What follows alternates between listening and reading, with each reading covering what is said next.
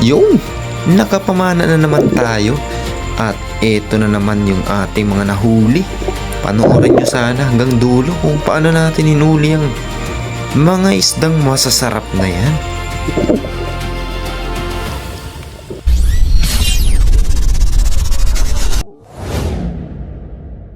Hello guys, welcome back sa ating YouTube channel.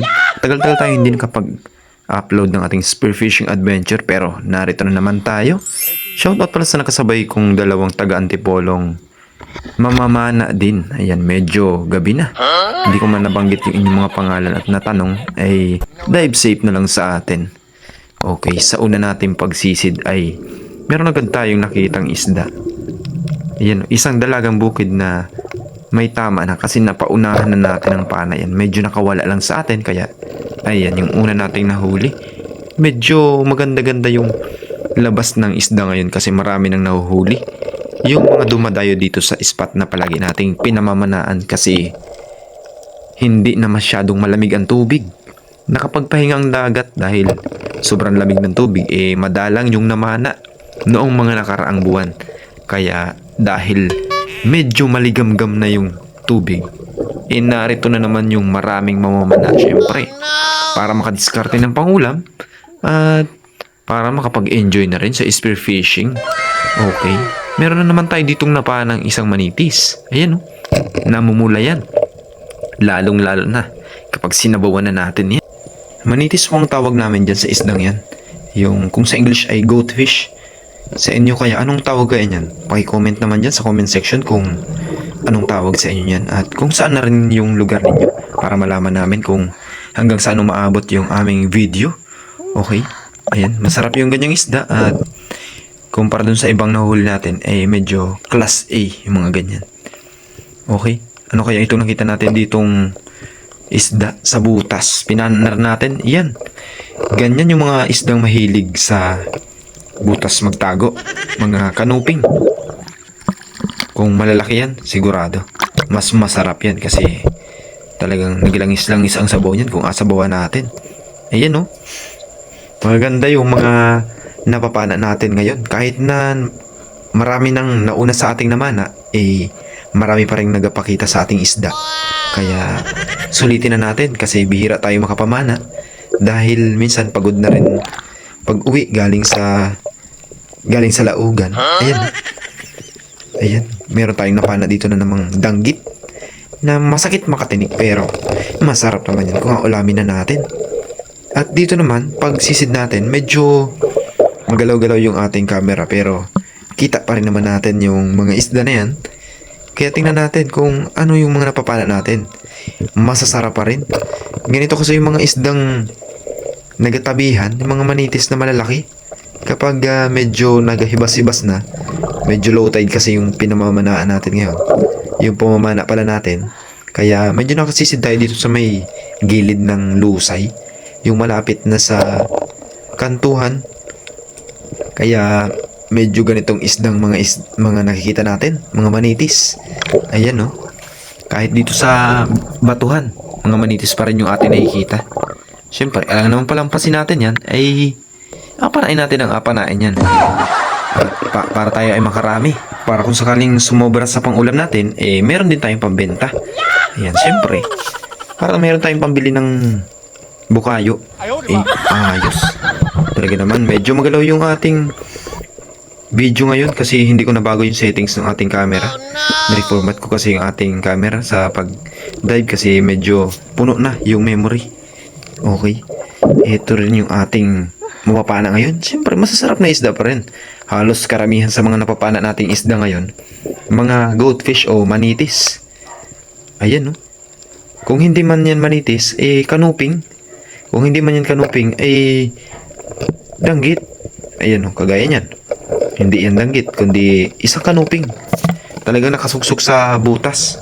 Talaga, bakit ba mahilig magsusuot yung mga ganyang isda sa butas? Siyempre, para safe sila na nakatago. Ayan, meron tayo dito na panang manitis at saka isang danggit na masarap. Ayan no, ayos. Marami na tayong nahuli mga kapana. At syempre naman, kung hindi man natin ito mauubos sa pang-ulam, ay share natin sa iba. Siyempre, may bayad na yung pag-share natin dahil abenta natin. Dire-diretso lang tayo sa pagsisid mga sir. Dahil marami talagang nagpakitang isda sa atin ay siya nating apanain ng apanain yan. Baka mapana pa ng iba yan. Ayan o. Sumisid tayo dito sa medyo malalim-lalim dahil meron tayo nakitang isdang lumangoy. At nagtago pa siguro. Ayan. Nasaan na kaya yun? Nagpahanap pa sa atin pero dahil napana na natin yung una niyang kasama, pinana na rin natin. Basta may makita tayo na isang pirasong hinog. Hinog kasi yung tawag namin dito sa isdang ito. Yung parang danggit na kulay dilaw ang buntot. Ayan, basta may makita kayo na isang pirasong ganyan, ay sigurado meron niyang kasama. Kasi hindi inalabas kapag wala siyang kasama.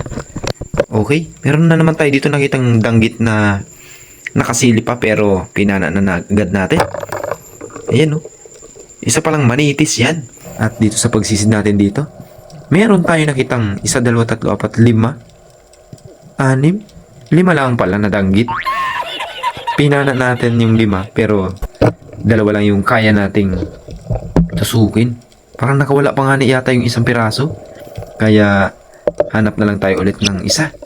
Ito talaga the best. Isang igat sa dagat, ahas dagat kung tawagin ng ibang namamana.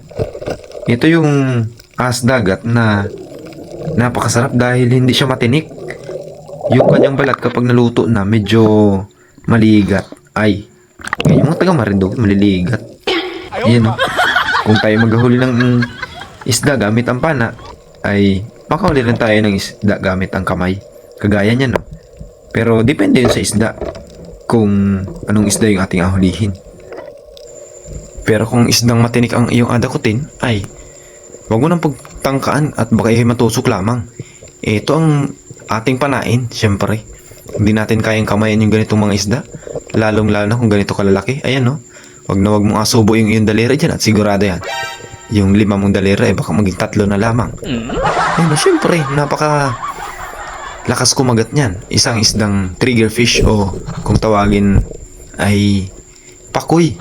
Ayan no. Medyo napakatagal ng ating pagkuha dito sa isdang ito. Siguro mga nakalampas ako ng 10 sisi dito. Kasi ang tagal kong maghila-hila niyan dyan sa butas. Napakatigas niyan hilahin. Kasi medyo sikip at buti na lamang alam ko yung susi nung kanyang trigger. Kaya medyo napatiklop natin siya ng konti. Kaya medyo na palabas natin dun sa butas na maliit. Ayan no. Malaki na yan. Siguro kulang ng 1 kilo yan. Yung isdang yan. Kulang ng 3/4 sa 1 kilo. Pero hindi malaki na rin yung isdang yan. Ayan no, kitang-kita nyo naman. Kumpara dun sa mga napapana natin. Malaki yan. Ayos.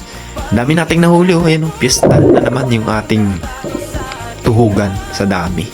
Alright, salamat sa panonood. At abangan nyo ulit yung next upload natin. Dahil meron pa ulit tayong i-upload.